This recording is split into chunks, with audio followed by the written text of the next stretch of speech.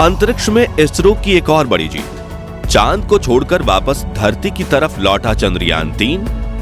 इसरो ने दिया सरप्राइज, खुशी से झूमे लोग। वैज्ञानिकों का एक और एक्सपेरिमेंट हुआ कामयाब। जी हां दोस्तों, चंद्रयान 3 के जरिए इसरो ने हमें एक और बड़ी खुशखबरी दे डाली है, जिसके बारे में जानकर हर एक भारतीय का सीना गर्व से चौड़ा हो गया है। इसरो ने एक ऐसा कारनामा कर दिखाया है जिसके बारे में किसी ने सोचा भी नहीं था, क्योंकि इसरो ने जो किया है वो इसके प्लान का हिस्सा कभी था ही नहीं, बल्कि ये कारनामा एक एक्सपेरिमेंट के तौर पर किया गया। जैसा कि हमने बताया, इसरो अपने चंद्रयान 3 को वापस पृथ्वी पर लेकर आ रहा है और इस काम को अंजाम देते हुए हमारे वैज्ञानिकों ने चंद्रयान 3 को लूनर ऑर्बिटर से निकालकर पृथ्वी के ऑर्बिट में ऑलरेडी स्थापित कर दिया है। इस खबर के सामने आते ही देश भर में इसरो को बधाइयां मिलना शुरू हो गई हैं। लेकिन इसरो आखिर ऐसा किस लिए कर रहा है? चंद्रयान को पृथ्वी पर वापस कैसे लाया जा रहा है और क्या ये धरती पर दोबारा लैंड करने वाला है?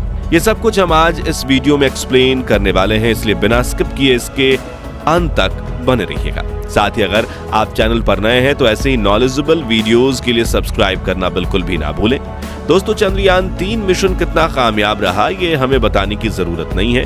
इस मिशन ने दुनिया भर में भारत और इसरो दोनों का सर ऊंचा किया है और हैरानी की बात यह है कि मिशन पूरा होने के बावजूद चंद्रयान 3 आज भी अपने कारनामों से सबको हैरान कर रहा है। ऐसा ही एक कारनामा भी हाल ही में इसके द्वारा किया गया है, जहां हमारे वैज्ञानिकों ने यह अपडेट दिया है कि चंद्रयान 3 अब पृथ्वी पर लौट रहा है। और इतना ही नहीं, ये चंद्रमा को छोड़कर पृथ्वी के ऑर्बिट में प्रवेश भी कर चुका है। इस खबर ने पूरी दुनिया को चौंका दिया है और भारत में खुशी की एक लहर दौड़ गई है। पर चंद्रयान का काम तो काफी दिनों पहले ही खत्म हो गया था। फिर ये सब आखिर हुआ कैसे? चलिए आपको डिटेल में समझाते हैं। दोस्तों, चंद्रयान 3 मिशन जब लॉन्च हुआ था तो इसरो ने इसके लिए 3 मुख्य ऑब्जेक्टिव्स रखे थे। इसमें पहला था चांद के दक्षिणी ध्रुव पर सॉफ्ट लैंडिंग करना, दूसरा अपने साइंटिफिक इंस्ट्रूमेंट्स की मदद से चांद के इस हिस्से में अलग अलग एक्सपेरिमेंट करना और तीसरा प्रज्ञान रोवर को डिप्लॉय करके उसकी मदद से खोजबीन करना। जैसा कि पूरी दुनिया जानती है, इसरो ने अपने इन तीनों ही ऑब्जेक्टिव्स को अचीव करने में पूरी कामयाबी हासिल की। शुरू से अगर बताएं तो हमारे चंद्रयान 3 को 14 जुलाई 2023 के दिन LVM-3M4 लॉन्च व्हीकल पर सवार करके सतीश धवन स्पेस सेंटर से लॉन्च किया गया था। इसके बाद 23 अगस्त के दिन हमारे विक्रम लैंडर ने दक्षिणी ध्रुव में सॉफ्ट लैंडिंग की और फिर पूरे एक लूनर डे तक इसने खोजबीन और साइंटिफिक एक्सपेरिमेंट्स करने का काम किया। अगर हम चंद्रयान 3 के पूरे स्ट्रक्चर की बात करें तो इसके अंदर हमें 3 मॉड्यूल देखने को मिलते हैं, जिसमें पहला है लैंडर मॉड्यूल, जिसे विक्रम लैंडर नाम दिया गया। जानकारी के लिए बता दें कि चंद्रयान 3 को चांद की सतह पर लैंड कराने का काम इसी मॉड्यूल का था।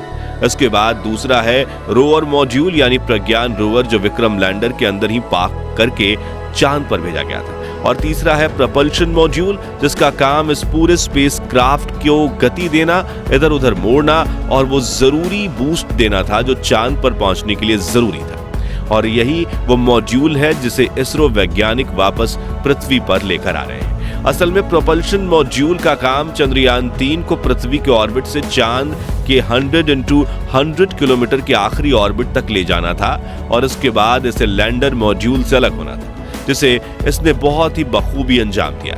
और डिटेल में समझे तो चंद्रयान 3 को जब पृथ्वी से लॉन्च किया गया तब इसके रॉकेट का काम खत्म होते ही प्रपल्शन मॉड्यूल का काम स्टार्ट हो गया। ये प्रपल्शन मॉड्यूल ही था जिसने चंद्रयान 3 को पृथ्वी के 5 ऑर्बिट करवाए, क्योंकि हर एक ऑर्बिट को चेंज करते समय जब भी स्पेसक्राफ्ट को एक्स्ट्रा बूस्ट की जरूरत होती थी तो वो प्रपल्शन मॉड्यूल ही उसको देता था। इसरो बेस में मौजूद वैज्ञानिक प्रपल्शन मॉड्यूल के इंजन को चालू कर देते थे, जिससे वो एक निर्धारित गति के साथ आगे बढ़ जाता था।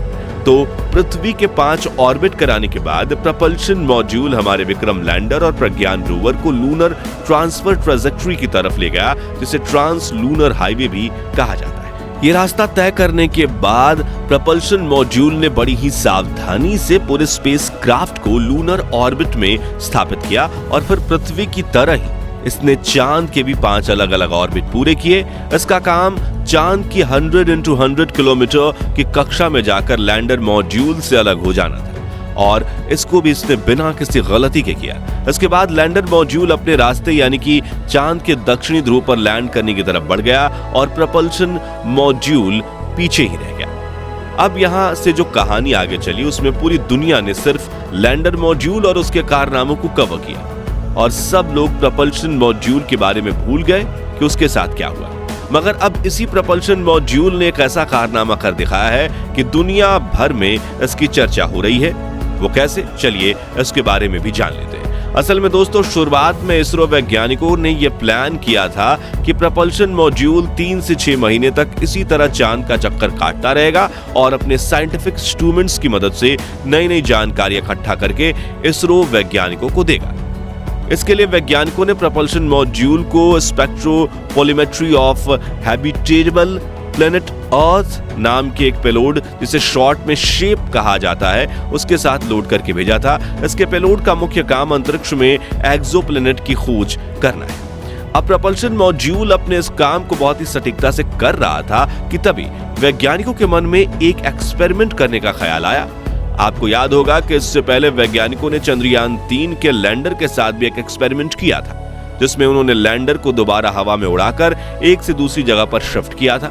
वो एक्सपेरिमेंट पूरी तरह से कामयाब रहा था, जिससे वैज्ञानिकों का मनोबल काफी ज्यादा बढ़ गया और उसी की बदौलत उनके मन में प्रपल्शन मॉड्यूल के साथ ही एक एक्सपेरिमेंट करने का ख्याल आया और ये एक्सपेरिमेंट था इसे चांद के ऑर्बिट से वापस पृथ्वी के ऑर्बिट पर लाना। अब ये ख्याल वैज्ञानिकों के मन में क्यों आया? इसका मेन कारण था प्रपल्शन मॉड्यूल में बचा हुआ फ्यूल। दरअसल प्रपल्शन मॉड्यूल ने पृथ्वी के ऑर्बिट से लेकर लैंडर मॉड्यूल को चांद की 100x100 किलोमीटर की कक्षा में स्थापित करने तक का काम इतनी कुशलता और दक्षता के साथ किया था कि विक्रम लैंडर को छोड़ने और 1 महीने चांद के चक्कर काटने के बाद भी उसमें 100 किलो से ज्यादा फ्यूल बचा हुआ था। अब इसी बचे हुए फ्यूल की वजह से वैज्ञानिकों के मन में यह विचार आया कि क्यों ना प्रपल्शन मॉड्यूल को चांद से वापस पृथ्वी पर लाने का एक एक्सपेरिमेंट किया जाए। और क्योंकि इनका एक एक्सपेरिमेंट पहले भी सफल रहा था, साथ इस मिशन में वैज्ञानिकों के पास खोने के लिए कुछ नहीं बचा था, इसलिए उन्होंने ये एक्सपेरिमेंट करने का फैसला किया। इसके लिए सबसे पहले उन्होंने 9 अक्टूबर के दिन चांद के ऑर्बिट को बड़ा करना शुरू किया। वैज्ञानिकों का टारगेट था 150 किलोमीटर से 5112 के अपोलून एल्टीट्यूड को अचीव करना, जिसमें ये कामयाब भी रहे। इसके बाद इनका टारगेट प्रपल्शन मॉड्यूल को पृथ्वी के 1.8 × 3.8 लाख किलोमीटर के ऑर्बिट में प्रवेश करवाना था। इस प्रक्रिया को ट्रांस अर्थ इंजेक्शन यानी कि TEI कहते हैं, जो 13 अक्टूबर के दिन शुरू हुई और इसकी बदौलत फाइनली हमारा प्रपल्शन मॉड्यूल 10 नवंबर के दिन चंद्रमा के स्फीयर ऑफ इन्फ्लुएंस यानी कि SOI से निकल गया। अभी की बात करें तो इस समय ये पृथ्वी का ऑर्बिट कर रहा है, जहां इसने 1.54 के एल्टीट्यूड पर अपने पहले पेरिजी पॉइंट को 22 नवंबर के दिन क्रॉस किया था। अब आने वाले समय में ये इसी तरह पृथ्वी के थोड़ा और नजदीक आकर इसके चक्कर काटता रहेगा। वहीं अगर आपके मन में ये सवाल आ रहा है कि क्या प्रपल्शन मॉड्यूल धरती पर लैंड करने वाला है, तो आपको बता दें कि ऐसा नहीं होगा। लैंड करने के लिए लैंडर मॉड्यूल का होना जरूरी है और जैसा कि आप जानते ही होंगे, हमारे चंद्रयान 3 का लैंडर मॉड्यूल इस समय चांद के दक्षिणी ध्रुव में एक गहरी नींद को पूरा कर रहा है। यानी कि अब आने वाले कुछ महीने या हो सकता है कुछ सालों तक हमारा ये प्रपल्शन मॉड्यूल इसी तरह पृथ्वी के चक्कर लगाते हुए अपनी खोजबीन का काम करेगा। पर यहाँ सवाल ये उठता है कि वैज्ञानिकों ने ये एक्सपेरिमेंट क्यों किया है और इससे उन्हें क्या फायदा होने वाला है। तो हम आपको बता दें कि प्रपल्शन मॉड्यूल को चांद के ऑर्बिट से पृथ्वी के ऑर्बिट में वापस लाना एक बहुत बड़ी अचीवमेंट है, क्योंकि आने वाले समय में हमारे वैज्ञानिक ऐसे मिशंस को अंजाम देंगे जिनमें दूसरे ग्रहों से वहां के सैंपल पृथ्वी पर मंगवाए जाएंगे। ऐसे में हम ये कह सकते हैं कि चंद्रयान 3 के प्रपल्शन मॉड्यूल के साथ किया गया ये एक्सपेरिमेंट भविष्य में इसरो के काफी काम आने वाला है। अगर आप भी इसरो के इस कामयाबी पर गर्व महसूस करते हैं तो कमेंट बॉक्स में जय हिंद जरूर लिखें। बाकी दोस्तों, आज की हमारी इस वीडियो में बस इतना ही था। वीडियो अच्छी लगी हो तो इसे लाइक और शेयर जरूर करना और अगर आप हमारे फेसबुक पेज पर नए हैं तो पेज को फॉलो भी जरूर करें। मिलते हैं जल्दी एक ऐसी इंटरेस्टिंग वीडियो में, तब तक के लिए गुड बाय, जय हिंद।